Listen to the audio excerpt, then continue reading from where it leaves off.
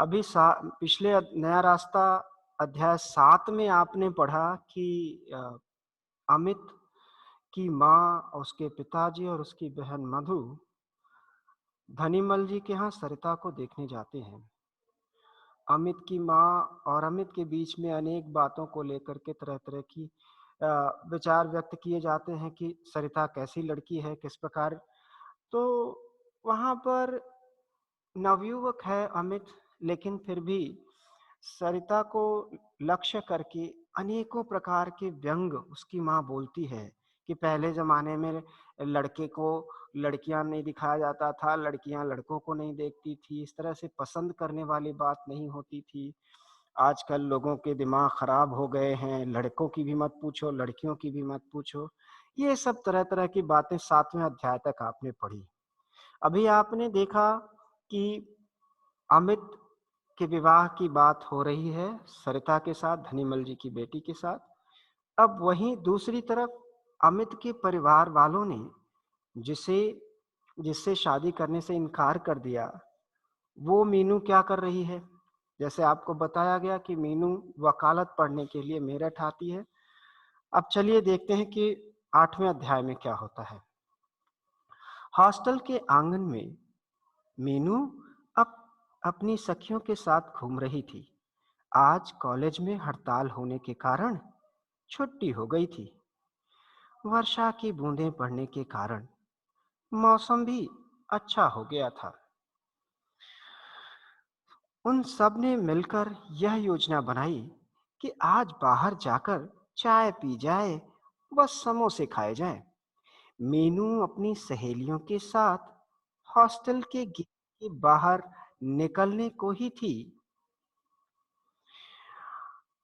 कि इतने में डाकिया दिखाई दे गया। सभी लड़कियों का पूरा झुंड उस डाकिये की ओर दौड़ा। सभी को अपने अपने पत्र की प्रतीक्षा थी। डाकिया जिसका मतलब होता है पोस्टमैन।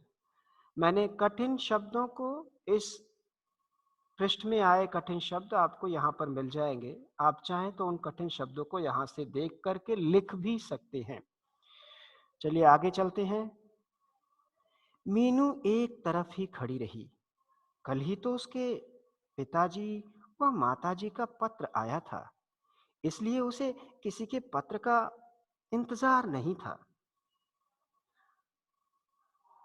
सभी लड़कियां अपने अपने पत्र मांगती हुई आगे बढ़ती जा रही थी।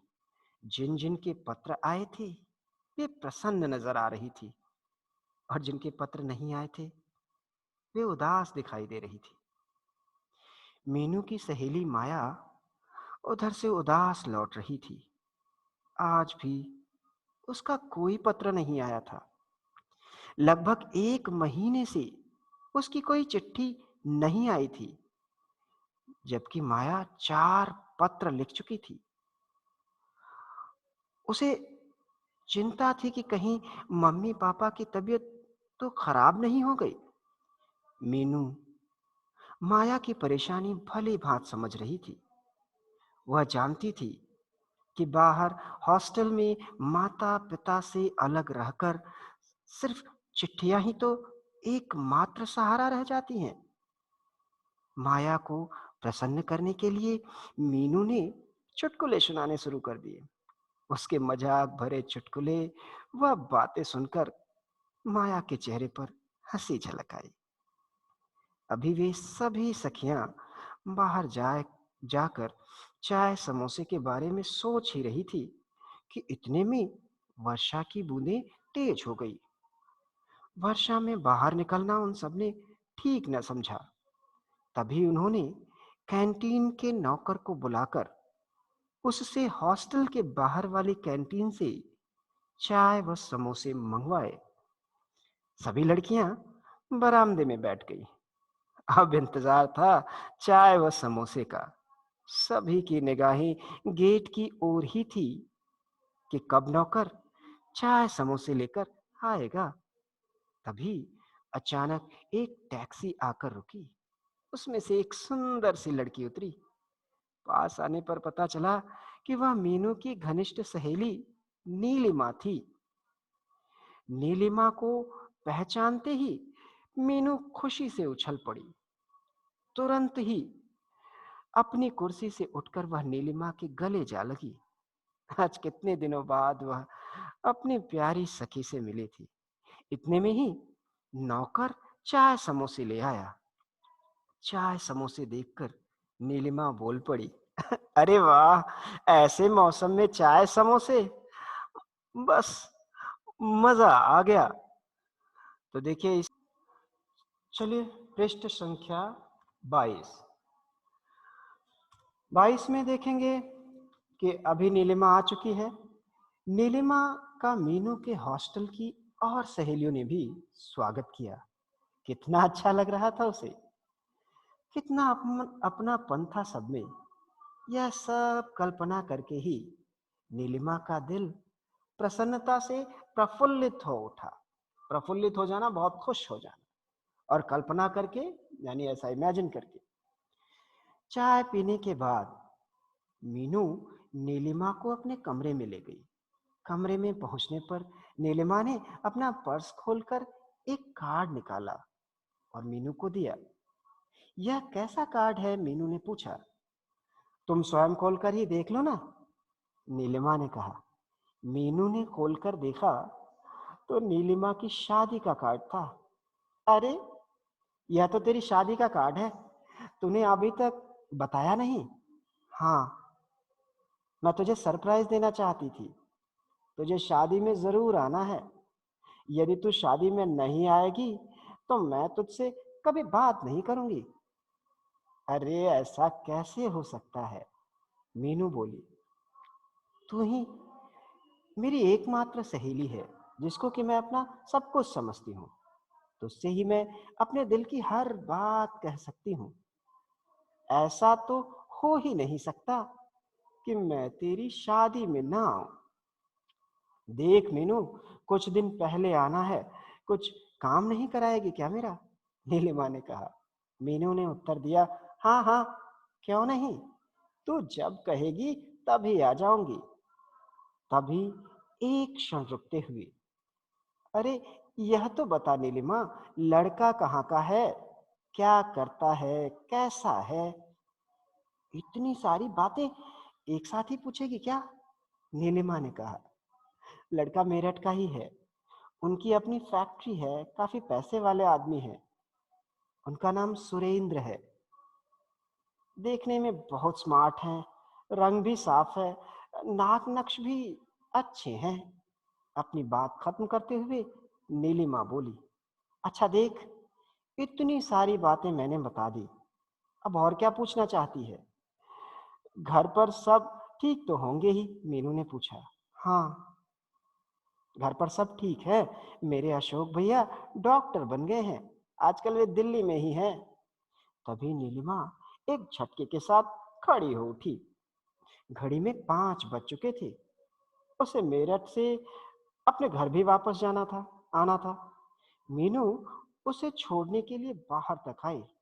चलते चलते भी नीलिमा उससे वादा कराकर गई थी कि उसे शादी में जरूर आना है। नीलिमा को गेट तक छोड़कर आने के बाद मीनू सीधे अपने कमरे में चली गई। उसने शादी के निमंत्रण पत्र को फिर से खोल कर देखा।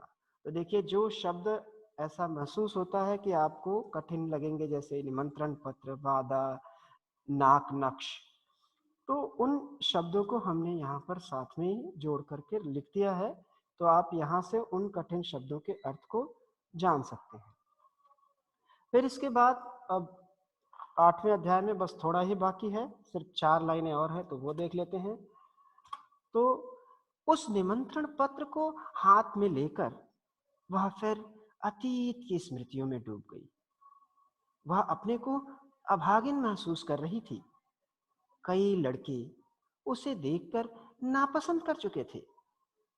यह कल्पना करते ही उसका दिल भर आया। तभी उसने अपने को संभाला और अपनी सहेलियों के साथ बाहर चली गई।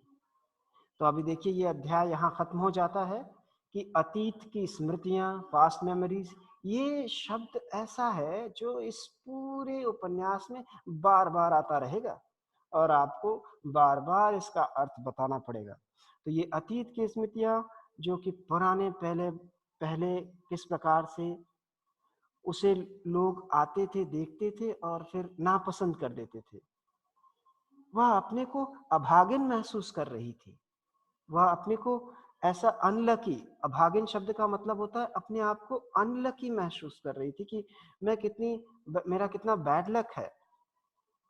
तो ये इस इस अध्याय से जुड़े हुए कुछ प्रश्न भी मैंने बनाए हैं, जिन्हें आप देख सकते हैं। अगर इन प्रश्नों को आप देखें तो ये मीनू को किसी के पत्र का इंतजार क्यों नहीं था, ये प्रश्न, क्योंकि ये प्रश्न आपको अध्याय की शुरुआत से जुड़ा हुआ प्रश्न है। फिर मीनू की सहेली माया उदास क्यों थी तथा उसकी उदासी का क्या कारण था। तीसरा प्रश्न है, मीनू ने अपनी सहेली माया की उदासी को दूर करने के लिए क्या किया। अरे वाह, ऐसे मौसम में चाय समोसे, बस मजा आ गया। इस कथन का वक्ता कौन है। फिर पांचवा प्रश्न है, शादी के निमंत्रण पत्र को देखकर मीनू की क्या प्रतिक्रिया हुई और अध्याय में कौन अभागिन महसूस कर रहा है और क्यों। तो अगर आपने ये अध्याय 8वां अध्याय पूरी तरह से आपने अच्छी तरह से समझा है, पढ़ा है, तो ये 6 प्रश्न आप अच्छी तरह से कर पाएंगे। तो आप सभी से अनुरोध है कि आप इन प्रश्नों को अपनी उत्तर पुस्तिकाओं में लिख लें और इसके उत्तर लिखें और बताएं कि आपने ये प्रश्न कर लिया है। समझ रहे हैं आप। तो इस प्रकार से नया रास्ता के अध्याय 8 को हमने आपको ठीक तरह से समझा दिया। उसके साथ-साथ हमने उसके कठिन शब्दों को भी बताया है। तो इस तरह से और इन प्रश्नों को भी अगर आप पूरी तरह से करते हैं, तो अवश्य ही ये आपके लिए परीक्षा की दृष्टि से बड़े ही मददगार साबित होंगे। तो कक्ष तो नया रास्ता का 8वां चैप्टर आपने अच्छी तरह से समझ लिया होगा। 9वें चैप्टर के साथ फिर से आपसे मुलाकात होगी। तब तक के लिए अपने मित्र आलोक को इजाज़त दीजिए। नमस्कार।